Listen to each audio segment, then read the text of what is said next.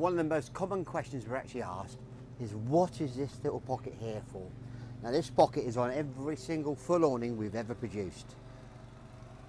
As you can see, it's got an eyelet there.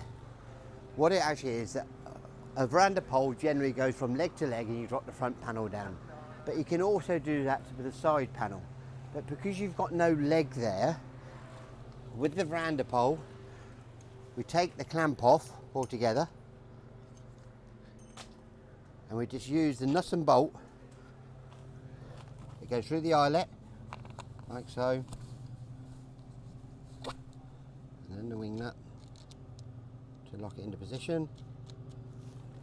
And then the veranda pole then at the front clamps onto the front leg, like so.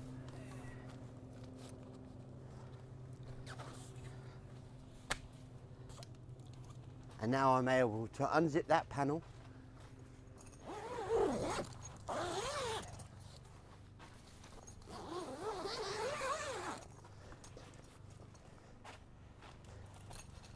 to support the panel and let the fresh air in.